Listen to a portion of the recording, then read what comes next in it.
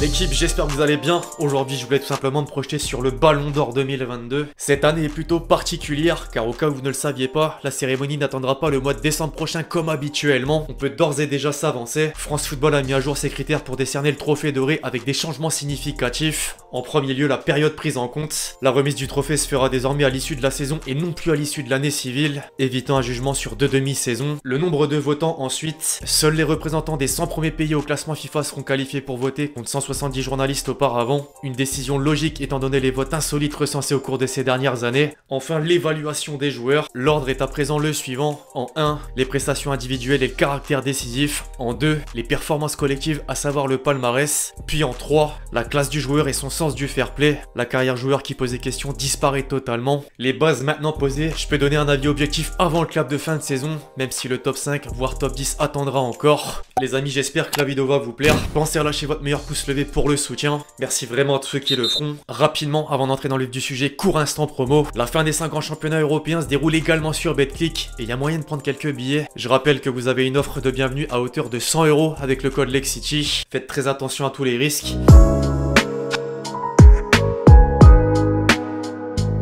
Alors qui peut réellement prétendre au Ballon d'Or? La liste est pas si longue que ça. Seulement, il y a encore de nombreux inconnus avec les différents matchs au sommet à venir. Liverpool est directement visé. Les Reds peuvent toujours espérer un quadruplé de trophées avec la Coupe de la Ligue anglaise remportée, la finale de FA Cup à jouer, une probable finale de Ligue des Champions, sans oublier la Première Ligue. Manchester City a pour l'instant une avance d'1 point. Les deux noms qui ressortent sont évidemment Mané et Salah. Le premier a l'avantage d'avoir tout gagné avec la sélection sénégalaise, de la Coupe d'Afrique des Nations au match de qualification à la Coupe du Monde, parmi lesquels son impact s'est fait ressentir. Ces deux pénaltys vainqueurs reflètent assez bien la chose. Le seul bémol se trouve sur l'aspect individuel. En chiffres, Mané a marqué 23 buts toutes compétitions confondues, dont 13 en championnat et 4 en C1. Ce qui fait peut-être trop peu. Reste évidemment à savoir s'il peut renverser la tendance en s'illustrant dans les derniers matchs clés. Son but en demi-finale allée de Ligue des Champions contre Villarreal en est un bel exemple.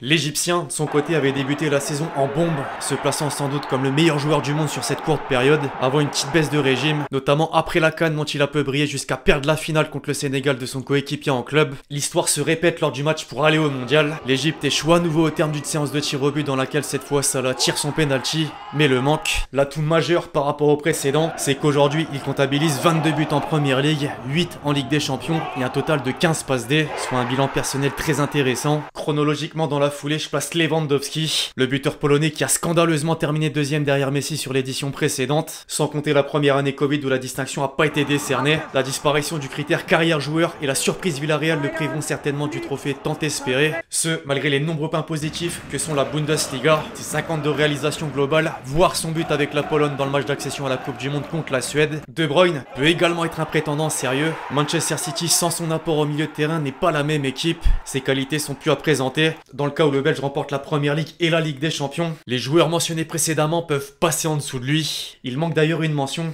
Mbappé. 30 petites minutes d'une soirée et un triplé de Benzema ont très certainement brisé les espoirs, mais Kiki a des matchs références qui ont de quoi le placer haut. Je pense à ses coups d'éclat en C1, l'enchaînement des buts en Ligue 1 et ses caviars. Certes, les 35 buts actuels comptent. Or, les 22 passes D en disent long sur son impact dans le jeu. Malheureusement, le palmarès l'empêche formellement d'atteindre le Graal, tant l'élimination en Coupe de France que la sortie en Ligue des Champions dès les 8e de finale. Le championnat et la Ligue des Nations tout de même.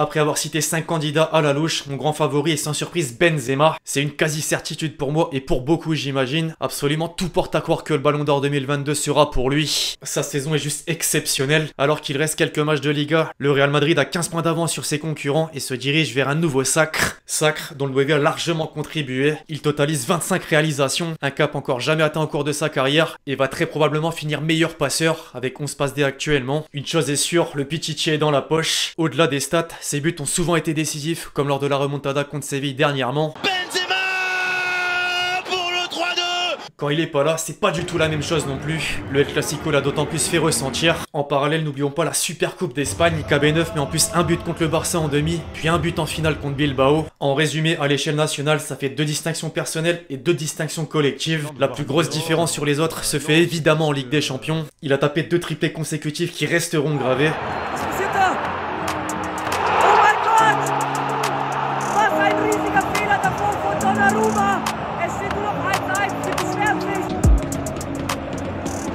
Modric mit 36 läuft sich dreimal durch auf Vinicius.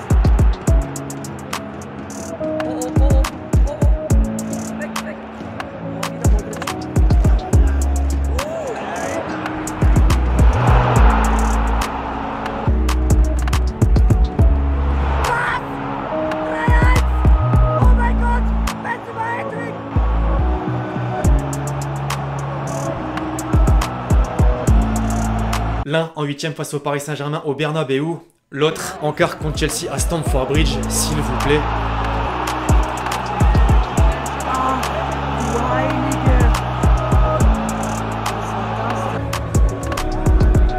Modric wieder auf Benzema.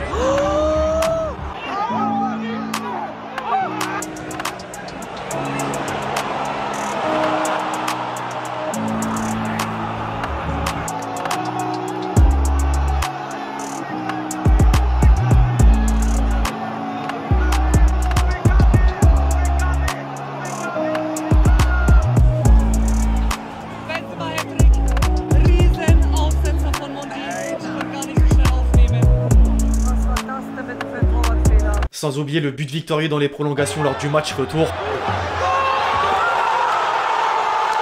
Aller titiller Manchester City à l'Etihad s'annonçait périlleux. Néanmoins, le 9 porte encore les siens en marquant sur sa première occasion, puis enregistre un doublé en finesse sur Panenka. Il dépasse bel et bien Lewandowski dans le classement des meilleurs buteurs du tournoi et prend la tête avec 14 buts. Le bilan en club est juste monstrueux, 41 matchs, 41 buts, et on aurait pu s'arrêter là, mais son retour en équipe de France vient ajouter un argument de poids avec la Ligue des Nations. Lors du Final Four, il plante 2 buts d'une importance capitale devant des adversaires redoutables, la Belgique et l'Espagne. Oh, it's brilliant! It's brilliant! It's so good! The first attack back! Karim Benzema! Au-delà de simplement marquer, il y a la manière. En bonus, des faits historiques se sont produits. Sans réellement le vouloir, Benzema est devenu le meilleur buteur français de l'histoire en club devant Thierry Henry, le 3e meilleur buteur de l'histoire du Real Madrid derrière Raoul et Ronaldo. Et en dehors des stats, sa façon de jouer est un art. C'est un attaquant hyper complet, capable de tout faire et plaisant à voir.